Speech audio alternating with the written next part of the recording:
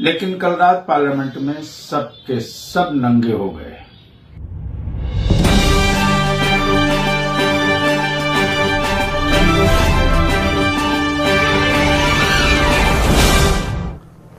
गुलाम रसूल बलियावी, जी हाँ, गुलाम रसूल बलियावी बिहार के बड़े नेता हैं, जनता दल यूनाइटेड के।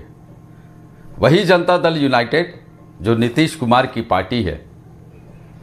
और आप समझ ही रहे होंगे कि हम किस मौजू पे आप सबके सामने पेश हुए हैं और किस मुद्दे पे बात करेंगे।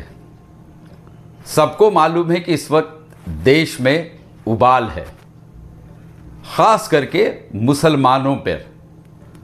जी हाँ, आप सभी का न्यूज़ बॉक्स भारत में सबसे पहले स्वागत है। इस वक्त सबसे बड़ा जो देश में मुद्दा है वह है वक्फ बिल को लेकर। लोकसभा में कल 2 अप्रैल को पेश हुआ वक्फ अमेंडमेंट बिल 2024 और आधी रात तक गहमा गहमी के बीच 3 अप्रैल को लोकसभा से वक्फ अमेंडमेंट बिल पास हो गया। इस बिल को लेकर शुरू से ही मुसलमानों का जो बड़ा बड़ा इदारा है या मुसलमानों के जो बड़े बड़े नेता हैं, चाहे वो किसी भी पार्टी में हो, वो इसकी मुखालफत कर रहे हैं। सीधे तौर पे कह रहे हैं कि बीजेपी या एनडीए की सरकार ने सीधा मुसलमानों पे हमला किया है। आपने कल देखा भी होगा कि लोकसभा में ख़ास करके जो मुस्लिम कम्युनिटी के नेता हैं, जो भी पार्टी के हैं, उन्होंने ज़ोरदार विरोध किया। चाहे वो असदुद्दीन ओवैसी हो, चाहे वो इमरान मसूद हो या सपा के कई पार्टी के नेता हों। तो 2 खेमा में बटा हुआ था एनडीए और इंडिया अलायंस। तो इंडिया के घटक दल में नीतीश कुमार की पार्टी है जनता दल यूनाइटेड, जिन्होंने खुलकर सपोर्ट किया वक्फ अमेंडमेंट बिल पर। बीजेपी का खुलकर सपोर्ट किया। और उसी पार्टी के नेता हैं गुलाम रसूल बलियावी, पूर्व राज्यसभा सांसद भी रह चुके हैं, एमएलसी भी रह चुके हैं और अभी वर्तमान में पार्टी के राष्ट्रीय महासचिव भी हैं। साथ ही साथ इदारे शरिया से भी ताल्लुक़ रखते हैं। तो इसलिए आज हम बात कर रहे हैं गुलाम रसूल बलियावी का कि उन्होंने फेसबुक पोस्ट एक किया है, वीडियो पोस्ट किया है और उन्होंने मुसलमानों को ज्ञान दिया है।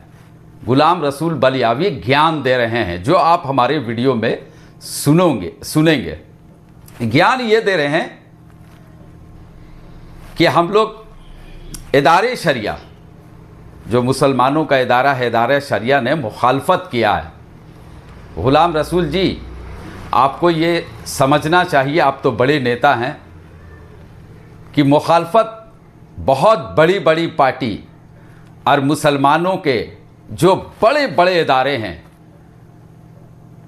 वो मुखालफत कर चुके हैं और आज से नहीं कर रहे हैं। जब से वक्फ बिल अमेंडमेंट का मामला आया है वो उसका मुखालफत भी कर रहे हैं और कानूनी पहलू को भी देख रहे हैं कि इस बिल को जो पास हो गया है उसे कैसे रोका जाए। चूँकि ये हमला देश में मुसलमानों पे हुआ है, ये all India Muslim personal law board हो, इमारत शरिया हो, चाहे जो भी मुसलमानों की इदारा है, जो पार्टी संगठन है चलाती हैं, जमात उलमा हो, चाहे जो भी संगठन हो, सभी लोगों ने इस बिल का पुरजोर विरोध किया है। और आप जिस पार्टी से बिलोंग्स करते हैं, गुलाम रसूल बलियावी जी, जनता दल यूनाइटेड, उन्होंने इस बिल का समर्थन किया है। तो आपको अगर इतनी ही हमदर्दी थी मुसलमानों से, आपको ये मालूम है कि आप जिस पार्टी में हैं वो पार्टी मुसलमानों के अगेंस्ट जाके काम की है, तो सबसे पहले तो आपको अपने पार्टी से इस्तीफ़ा दे देना चाहिए था। मुसलमानों से इतना हमदर्द है आप हमदर्दी रखते हैं, तो सबसे पहले आपको अपनी पार्टी से इस्तीफ़ा देना चाहिए था, तभी लोगों को यह समझ में आता कि आपने अपने पद की गरिमा नहीं रखी, आप अपने पार्टी को नहीं देखे, आप पहले अपने कौम को, अपने मुसलमानों को देखे और सारे पद को लात मारते हुए पार्टी से इस्तीफा दे दिए। लेकिन आपने तो इस्तीफा दिया नहीं, आप बस वीडियो जारी कर दिया और आप फिर ज्ञान दे रहे हैं कि मुखालफत नहीं करने से कुछ होगा, पोस्ट करने से कुछ नहीं होगा, कानूनी लड़ाई लड़नी है। आज इदारे शरिया इस पर बैठ के बातचीत करेगी तो आपके बैठ के बातचीत करने से कुछ नहीं होगा। जिसको करना है, जिसको लड़ाई लड़ना है, वो लड़ाई लड़ रहे हैं। आज से नहीं, बहुत पहले से इस मौजू पे लड़ाई लड़ा जा रहा है।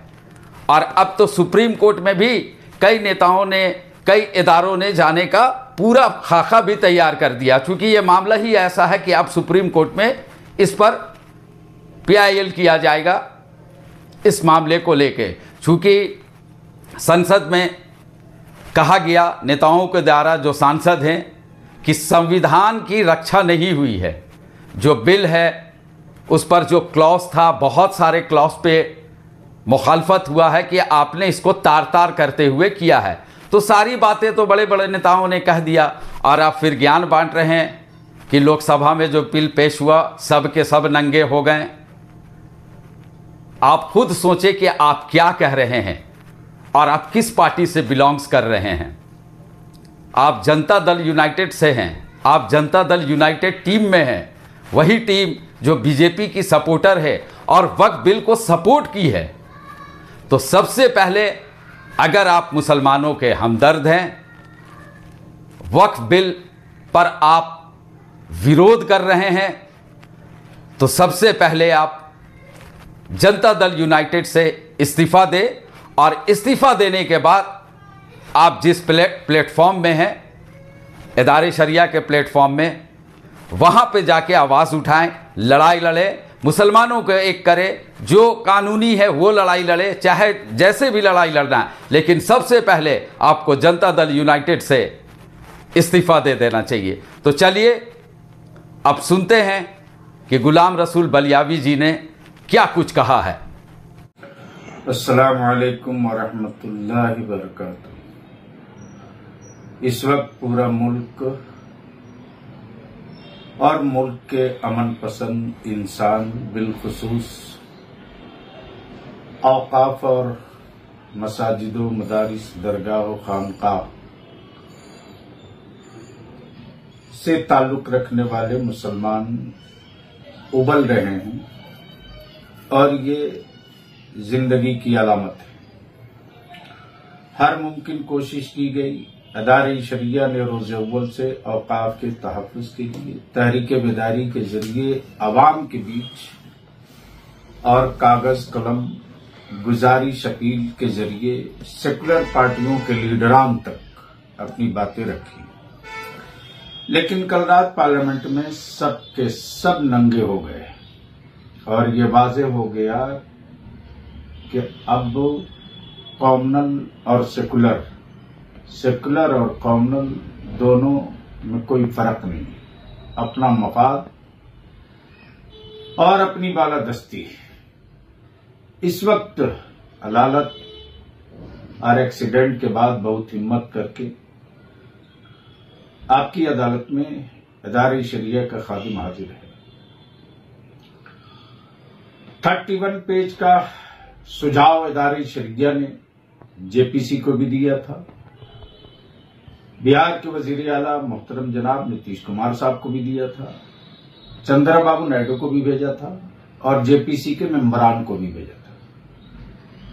रात लोकसभा में बिल पेश हुआ है, पास हो गया है।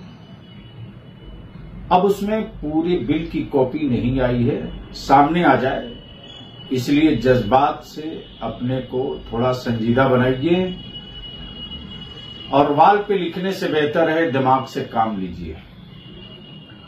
अदारे शरिया बहुत जल्द, आज शाम तक बिल की कॉपी आ जाएगी। सुप्रीम कोर्ट में जो इदारे शरिया का लीगल सेल है, हाई कोर्ट जहां जहां है, उन सारे अदालतों में जो लीगल सेल है अदारे शरिया का, फिर दानिश्वरों का, उलमाए ज़वील एहतराम का, खानकाहों के सज्जादागान की एक मीटिंग बहुत जल्द होगी और पूरी ताकत के साथ उस वक्त तक अदारे शरिया लड़ेगा अपने उलमा अवाम को लेकर जब तक के पुख्ता और मुस्तहकम औकाफ के अमलाक के तहफ़्फ़ुज़ की राह न निकल जाए। इसलिए मीटिंग बहुत जल्द बुलाई जाएगी, सिर्फ वाल पर लिखने के लिए नहीं, व्हाट्सएप फेसबुक पर सिर्फ ताना देने के लिए नहीं, मैदान अमल में उतरने की हिम्मत रखिए और मीटिंग में जब खबर दी जाए तो आइए। बहुत बहुत शुक्रिया। ओके।